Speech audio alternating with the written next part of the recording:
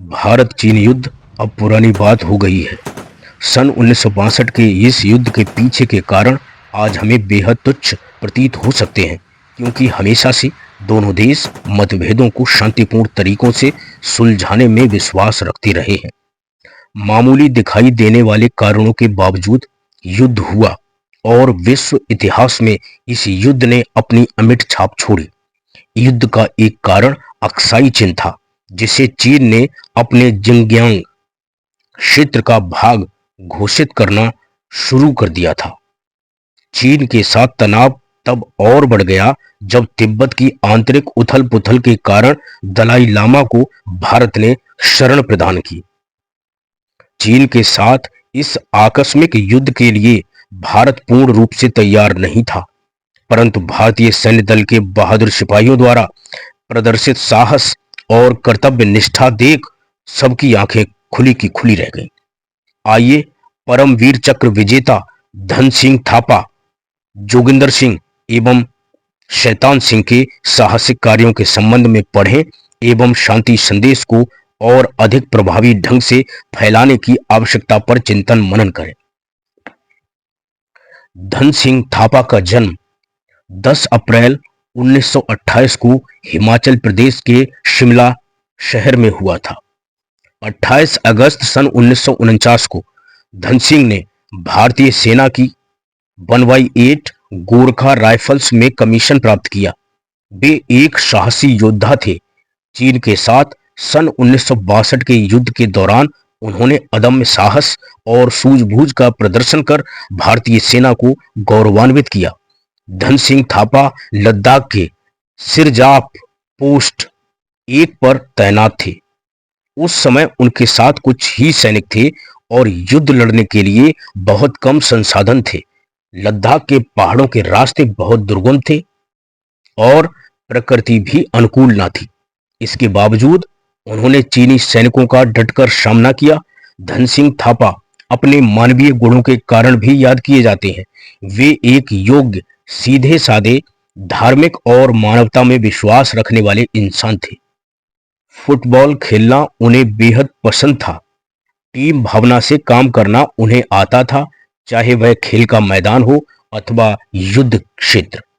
लद्दाख में आगे की चौकी की कमान संभालते हुए उनके अपूर्व युद्ध कौशल के लिए धन सिंह थापा को परमवीर चक्र से सम्मानित किया गया। इस युद्ध के दौरान एक समय ऐसा भी आया जब उनको अपने प्रतिपक्षी के साथ हाथापाई करनी पड़ी।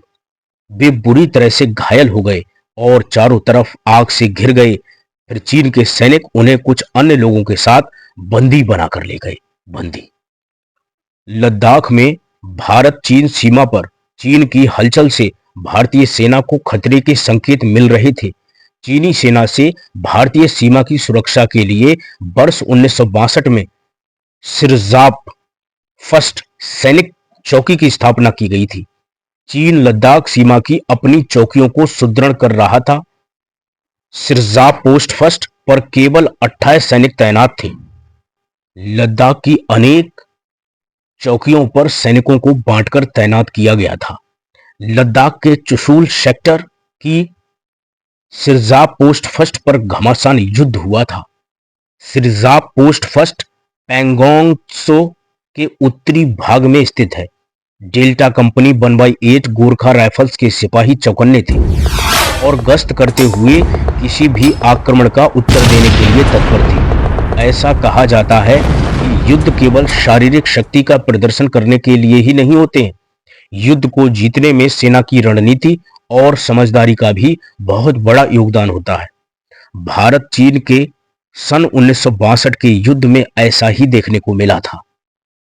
चीन की सेना ने सूझबूझ से काम लिया और भारतीय सेना पर अकस्मात हमला कर दिया। सिरजाप पोस्ट फर्स्ट पर मौसम तूफानी था। भारतीय सैनिक सजग थे। वे रात भर सोए नहीं थे, क्योंकि उन्हें रात में चीन की तरफ से हमला होने की आशंका थी। कुछ भारतीय सैनिकों ने रात को विश्राम कर लिया था, जिसके कारण वे युद्ध के लिए पूर्णतः तैयार थे। तूफान के आने से पहले की शांति को सिरजाप पोस्ट फर्स्ट पर महसूस किया जा रहा था। कभी भी चीनी सैनिक हमला कर सकते थे। 19 अक्टूबर का वह दिन बहुत महत्वपूर्ण था, क्योंकि मेजर थापा को चीन के कैंप में हो रही हलचल का आभास हो गया था। उनके अनुसार सिरजाप पोस्ट फर्स्ट पर यह हमले की तैयारी थी। यह वह समय था जब भारतीय सैनिकों को युद्ध का संभावित प्रत्युत्तर देना था। सैनिकों का एक छोटा दस्ता देश के लिए कुछ भी कर गुजरने के लिए तैयार था। परंपरा के अनुरूप युद्ध की पहल भारतीय सैनिकों की ओर से नहीं हुई थी। रात भर मेजर थापा अपने मुट्ठी भर सैनिकों के साथ हमले का साहस से जवाब देने के लिए तैनात रहे। आज हम सोचें तो लद्दाख की पहाड़ियों में तूफानी मौसम से घिरे हमारे सैनिकों ने पल पल समय की धड़कन को महसूस किया होगा। अनिश्चितता में भी साहस से जी लेना हमें अपने सैनिकों से सीखना चाहिए। मातृभूमि को सदैव सुरक्षित रखने का पावन वायदा जो हमारे सैनिक निभाते हैं, उसके लिए हम हमेशा उनके ऋणी रहेंगे। 20 अक्टूबर की सुबह सिरजाप पोस्ट फर्स्ट पर भयावह और दर्दनाक दृश्य में बदल चुकी थी। प्रातः 6 बजे तोपों और बम के धमाकों से आक्रमण आरंभ हो गया था। चारों तरफ त्राही त्राही मच गई। घायल सैनिकों की दर्दनाक कराहें गूंज रही थीं। बहुत से सैनिक मारे गए और बुरी तरह से घायल हुए। अचानक सिरजाप पोस्ट फर्स्ट का संबंध रेडियो नेटवर्क से टूट गया। सैनिकों के लिए मदद मांगना और अपनी परिस्थिति की जानकारी अफसरों को देना नामुमकिन हो गया था। सिग्नल अफसर मेजर वेद व्यास पुरानी यादों को ताजा करते हुए बताते हैं कि उन्हें रेडियो नेटवर्क टूटने से पहले मेजर थापा के आखिरी शब्द आज भी याद हैं। उन्होंने बताया कि मेजर थापा विपरीत परिस्थितियों में भी अडिग थे। वे आखिरी सांस तक युद्ध लड़ने के लिए तैयार थे। सैनिकों पर उन्हें पूरा विश्वास था। यह कहना उचित होगा कि इन्हीं पलों ने साहसी और कर्मठ मेजर थापा को भारत चीन युद्ध के नायक के रूप में अमर कर दिया था। मेजर थापा के समक्ष बहुत दर्दनाक दृश्य था। उनके सैनिक वीर गति को प्राप्त हो रहे थे। ऐसे दुखद समय में मेजर ने घायल सैनिकों का मनोबल बढ़ाया, उन्हें चीन के सैनिकों का सामना करने के लिए उत्साहित किया। मेजर थापा की पुकार में दम था और सैनिकों को अपने अफसर पर पूरा विश्वास। इलाका पथरीला और दुर्गम था, किंतु हमारे सैनिक अपने पूरे जोश के साथ तैयार थे। उन्होंने पोजीशन लेने के लिए बालू की बोरियों से बंकर बनाना तय किया। मेजर थापा उन्हें याद कराते रहे कि वे बहुत कुछ कर सकते हैं। वे संख्या में कम है तो क्या युद्ध में एक गोरखा सैनिक 10 सैनिकों के बराबर होता है। हमारे सैनिक निर्भयता से आगे बढ़े। सुरंग के बाहर हाड़ कपा देने वाले जाड़े में भी दुश्मन को सबक सिखाने के उनके दृढ़ संकल्प को कोई रोक न सकता था। कंपनी के सेकंड कमांडर सूबेदार मिन बहादुर गुरंग बम विस्फोट में घायल हो गए थे। वे मलबे के नीचे दब गए थे, पर उन्होंने उम्मीद और साहस नहीं छोड़ा। वे उठ खड़े हुए और अपनी मशीन गन से आखिरी दम तक लड़ते रहे। मेजर थापा ने युद्ध में लड़ने के अलावा अपने सैनिकों का उत्साह बनाए रखने की जिम्मेदारी को बखूबी निभाया। उन्होंने बुरी तरह घायल हो गए एक सैनिक को अपनी बंदूक फेंककर टेंट के अंदर भागते हुए देखा। मेजर ने सैनिक की बंदूक उठाई और टेंट के अंदर गए और उसका सिर थपथपाते हुए कहा, काफर हनु बंदा मरणु रमरो, यानी कि कायर बनने से मर जाना बेहतर है। सैनिकों को उनकी यह बात युद्ध लड़ने के लिए उत्साहित करती थी। ये केवल शब्द नहीं थे, यह भारतीय सैनिकों के लिए वीरता का उच्चतम आदर्श था। कुछ समय बाद घायल सैनिक ने अपनी राइफल उठाई और वह फिर से लड़ने के लिए तैयार था। मेजर थापा का आह्वान लद्दाख की वादियों में गूंजता रहा और सैनिकों को आगे बढ़ने के लिए ललकारता रहा। ऐसी थी मेजर थापा की दिलेरी। यह समय बहादुरी और समझदारी से काम करने का था। संसाधन कम थे और सैनिक भी थोड़े ही थे। मेजर थापा ने एक मृत सैनिक के पास पड़ी राइफल उठाई और खंदक की ओर लड़ने के लिए दौड़ पड़े। उन्होंने संख्या में बहुत अधिक दुश्मन सैनिकों के सामने हिम्मत से मोर्चा संभाला। गोलाबारी देर तक चलती रही और सिरजाप आग की लपटों में घिर गया। चीनी सैनिक इस धुएं का लाभ उठाते हुए चारों तरफ फैल गए और सिरजाप चौकी के नजदीक आ गए। गोरखा सैनिकों ने बहादुरी से सामना किया, लेकिन उनके हथियार चीनी सैनिकों के अत्याधुनिक हथियारों के सामने अपर्याप्त थे। युद्ध में मशीनों और हथियारों का इस्तेमाल ही महत्वपूर्ण नहीं होता, अपितु साहस, बल, समर्पण, मातृभूमि के लिए प्रेम और अंत तक लड़ते रहने का संकल्प योद्धा को बड़ा बनाता है। लद्दाख में सिरजाप फर्स्ट का युद्ध मेजर धन सिंह थापा द्वारा प्रदर्शित असाधारण वीरता की मिसाल है। अपने कंपनी कमांडर मेजर थापा द्वारा प्रेरित बहुत से सैनिक अब युद्ध में वीरता दिखा रहे थे। उनके पास गोलियों की कमी थी, इसलिए उन्होंने मृत साथी सैनिकों के राइफल्स इत्यादि उठाकर लड़ना प्रारंभ कर दिया। चीनी सैनिकों ने विशेष बमों का प्रयोग कर हमारे सैनिकों को खंदकों से बाहर निकलने के लिए मजबूर कर दिया। तभी जय महाकाली आयो गोरखाली का जय घोष होने लगा। गोरखा सैनिक अपनी पारंपरिक खुखरी तलवार लेकर चीनी सैनिकों पर टूट पड़े।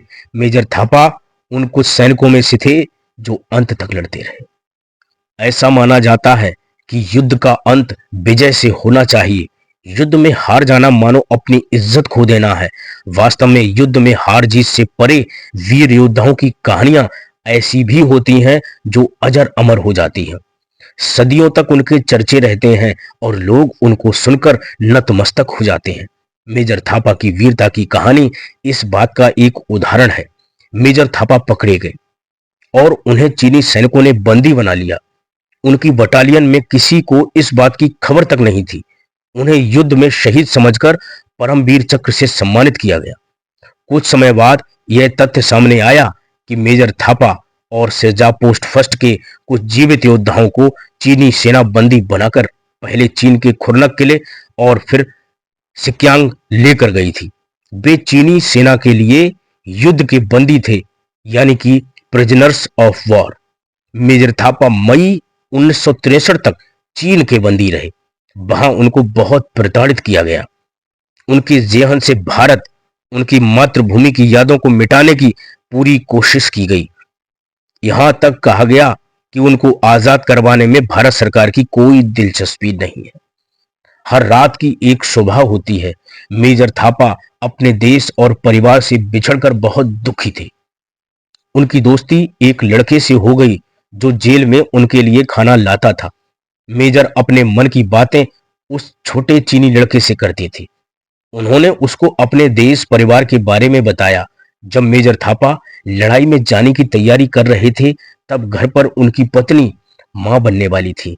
इस तरह बच्चे से बतियाते हुए कई दिन बीत गए। एक दिन मेजर ने अपने परिवार के नाम चिट्ठी लिखी और अपने छोटे दोस्त की मदद से चिट्ठी को रवाना कर दिया। घर परिवार में हलचल मच गई और उन्होंने सेना के अधिकारियों को तत्काल सूचना दी। सरकारी स्तर पर भारत चीन की परस्पर वार्ता के परिणाम स्वरूप मेजर थापा चीन के बंदीगृह से रिहा हो वापस भारत लौट आए। मेजर थापा की वापसी परिवार में खुशियां ले आई। उनकी पत्नी शुक्ला को मन ही मन विश्वास था कि मेजर थापा जीवित हैं। उनकी पुत्रियां पेमेला और मधुलिका की खुशी का कोई ठिकाना नहीं था। यह अवसर मेजर का अपने पुत्र परमदीप से मिलन भी था, जिसका जन्म उनके लड़ाई पर जाने के बाद हुआ था। एक फौजी परिवार की परंपरा बनाए रखते हुए आगे चलकर परमदीप भी भारतीय सेना में शामिल हुए। मेजर थापा की भारतीय सेना में वापसी हुई। वे लेफ्टिनेंट कर्नल के पद तक पहुंचे। उन्होंने भारतीय सेना की सेवा तन और मन से की। वे भारत चीन युद्ध और चीन के बंदीगृह में बिताए समय के बारे में ज्यादा बात नहीं करते थे। उनकी सबसे छोटी पुत्री पूर्णिमा, जिसका जन्म उनके युद्ध से लौटने के बाद हुआ, बताती हैं कि उनके पिता ने 1964 से 2004 तक गणतंत्र दिवस की परेड में लगातार भाग लिया था। यहां तक कि सन 2004 में जब उनकी तबीयत बहुत खराब थी, वे परेड में भाग लेने से अपने आप को रोक नहीं पाए थे। यह उनकी अनूठी निष्ठा थी। लेफ्टिनेंट कर्नल मेजर थापा का देहांत 77 वर्ष की आयु में 5 सितंबर सन 2005 को हुआ था। भारतीय सेना के प्रति उनकी कर्तव्य निष्ठा, अदम्य साहस और देश प्रेम के लिए सदैव हम उन्हें याद रखेंगे। जय हिंद।